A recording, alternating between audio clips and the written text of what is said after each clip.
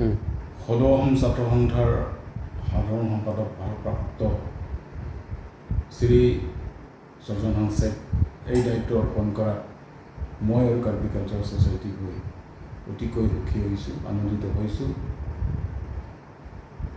লগতে মই ক'ব খুজিছোঁ, সৰ্জন হাংছেক এই ভাৰপ্ৰাপ্ত সাধাৰণ সম্পাদক দায়িত্ব দিয়াত বিশেষকৈ পাহাৰীয়া অঞ্চলত সদৌ অসম ছাত্ৰ সন্থাৰ এটা ভাল প্ৰভাৱ পৰিব বুলি মই আশা ৰাখিছোঁ।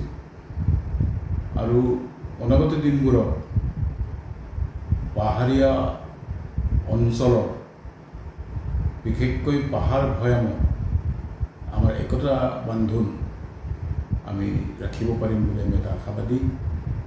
গতিকে শেষত মই ক'ব খুজিছোঁ, এই খবৰ পাই কাৰ্বি কালচাৰ ছ'চাইটিয়ে সঁচাকৈ বহুত আনন্দৰ কথা আৰু সদৌ অসম ছাত্ৰ সন্থাক অশেষ ধন্যবাদ জ্ঞাপন কৰিছোঁ।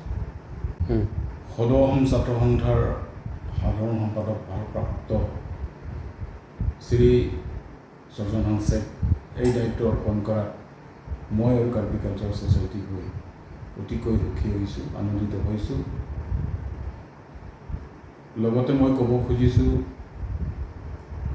সৰ্জন হাংছেক এই ভাৰপ্ৰাপ্ত সাধাৰণ সম্পাদক দায়িত্ব দিয়াত বিশেষকৈ পাহাৰীয়া অঞ্চলত সদৌ অসম ছাত্ৰ সন্থাৰ এটা ভাল প্ৰভাৱ পৰিব বুলি মই আশা ৰাখিছোঁ। আৰু অনাগত দিনবোৰত পাহাৰীয়া অঞ্চলৰ বিশেষকৈ পাহাৰ ভৈয়ামত আমাৰ একতা বান্ধোন আমি ৰাখিব পাৰিম বুলি আমি এটা আশাবাদী।